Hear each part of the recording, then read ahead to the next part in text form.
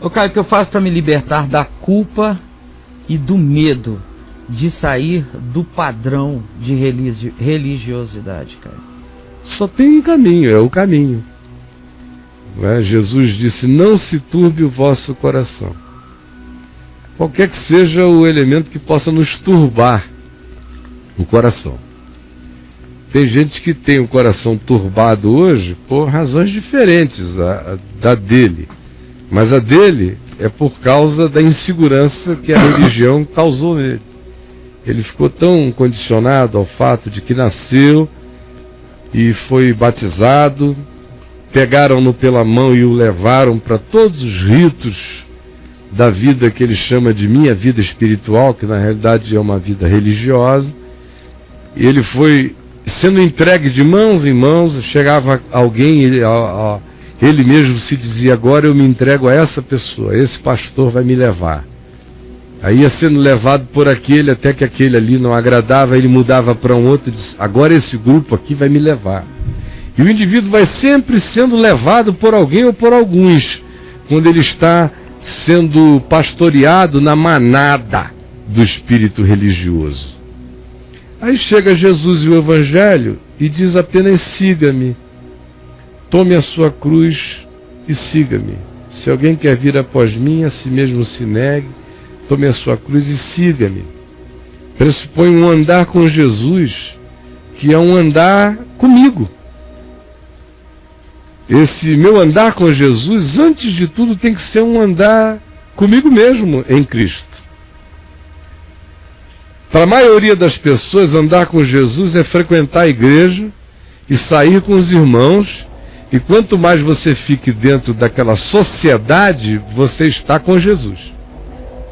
Se você não estiver tão frequente naquela sociedade, nem saindo com aquelas pessoas, nem ouvindo as histórias delas apenas, nem frequentando a agenda proposta por aquele grupo, você está desviado, está afastado de Deus. Aí entram todas as inseguranças, por causa do nível da basicalidade dessas compreensões tão pequenas, tão minimalistas, tão primitivas. Aí o cara vai andando assim, encontra de repente a certeza de que o chamado do Evangelho é para que ele ande com Jesus.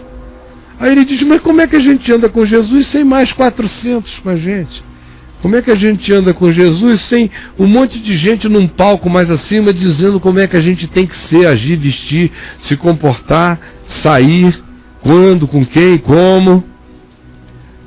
Então, como o Evangelho para ele era esse conjunto de regras e Jesus para ele era representado por esses mediadores, de repente o convite do Evangelho para andar com Jesus para ele parece ser uma coisa que não pega em nada, que não tange nada. Ele se sente assim como quem foi largado meio só.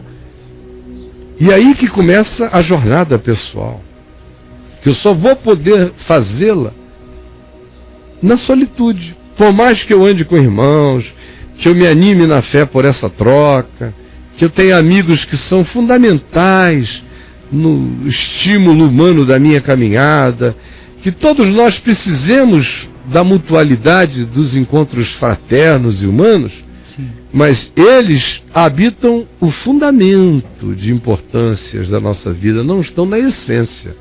A essência é absolutamente pessoal, particular, individual. Eu tenho que decidir profundamente em mim ser e andar com Jesus. Então não se turbe o vosso coração. Credes em Deus? Crede também em mim. Na casa de meu pai há muitas moradas. Se assim não for, eu vou-lo teria dito, mas vou preparar-vos lugar. E quando eu for e vos preparar lugar, eu voltarei e vos receberei para mim mesmo. Aí pergunta: Senhor, nós não sabemos para onde vai, como saber o caminho? Ele diz: eu sou o caminho, e a verdade, e a vida. Ninguém vem ao Pai senão por mim. A grande situação de desgraça é que o Evangelho deixou de ser um caminho, deixou de ser caminho espiritual, e passou a ser uma estrutura, uma instituição, uma concreção histórica, um movimento, um grupo de pessoas. A isso se chama de Evangelho. As pessoas dizem: você vê como o Evangelho está crescendo? O Evangelho está crescendo quando alguém que era impaciente, aprende paciência. O Evangelho está aparecendo quando o indivíduo que era sem controle próprio desenvolve domínio próprio. O Evangelho cresceu. É quando um indivíduo que não sabia amar começa a decidir decisões de amor na vida. Aí o Evangelho está crescendo. Quando aquele indivíduo que estava atolado em depressões das quais não sabia sair, de repente vai se regozijando na esperança da glória de Deus e a alegria do Espírito Santo vai se expandindo nele. O Evangelho está crescendo. O Evangelho cresce para dentro. O Evangelho não cresce quando um grupo de 10 pessoas viraram 1.200 por causa de uma campanha de marketing, de divulgação de um evento cristão que atraiu muita gente, que gostou do movimento, ficou por ali. Mas não significa que evangelho nenhum entrou neles. Enquanto o paradigma é esse, o cara, quando larga a assessoria, quando deixa o monitoramento e muitas vezes o marionetamento e o controle exercido sobre ele, e ele tem a oportunidade de dizer, eu vou andar pelo Evangelho, ao invés disso dar uma grande alegria nele, gera uma total insegurança, porque ele não sabe, ele não faz nem ideia de como é que é andar, não com isso embaixo do braço, ou com isso sendo pregado de fora para dentro para mim, mas com isso aqui deixando de ser isso, deixando de ser letra, deixando de ser página, se transforma em espírito e em vida. Quando eu como a palavra, como se mandou Ezequiel comer, come Ezequiel, come o roller. Aí ele disse que quando bateu na boca era docinho, foi entrando nele, foi ficando como um fel. Mesma coisa se disse ao apóstolo João lá no Apocalipse, come o roller. Come. E quando entrou nele, foi fazendo as revoluções interiores. Se eu não sofro o processo que transforma a Bíblia e faz dela algo que, em sendo um livro, deixa de ser um livro para mim e se transforma em palavra abstrata de Deus do meu coração e que é concretamente manifesta e garantida no seu eixo, por tudo aquilo que Jesus fez e ensinou e encarnou, quando isso vai entrando em mim, me penetra, isso deixa de ser um conceito, um aprendizado, vai virando vida, vai ganhando capilaridade, vai me tomando, vai se tornando mente de Cristo em mim, vai me pacificando, vai me gerando paz, vai me dando segurança. E aí eu não tenho mais medo, eu começo a ter privilégio. Eu começo a dizer que coisa mais maravilhosa é andar sem medo de homens, sem medo de espíritos, sem medo de diabos, sem medo de juízos, tendo confiança, sabendo que tudo que me vincula a ele veio dele. Não fui eu quem o amei antes, foi ele que me amou primeiro. Essa consciência, quando se instala mesmo na gente, essa certeza, pacifica por inteiro o coração. Não fui eu quem o busquei, ele me buscou. Tudo provém de Deus. Se alguma coisa foi emulada em mim na direção de querê-lo, foi ele mesmo se provocando em mim o tempo todo. Então, quando eu sei isso, eu sei que eu estou seguro. Não sou eu que me agarro a ele, foi ele que veio a mim. Saber que a mão está invertida, é dele para mim, não de mim para ele, desreligiosa tudo. Ao contrário, na religião sou eu querendo me vincular a Deus. Em Deus é ele já vinculado a mim antes que houvesse mundo, é meu pai, eu sou dele. E tendo essa confiança nele, o coração repousa pacificado. Agora, como é que isso se desenvolve? É pela leitura da palavra, é pela prática simples do Evangelho na vida. Prática simples. Aí você vai vendo um dia depois do outro, vai tendo a garantia de que não tem ninguém com oração mais forte do que a sua. Não tem ninguém para representar você melhor diante de Deus do que você mesmo. Flagrantemente sincero diante de Deus.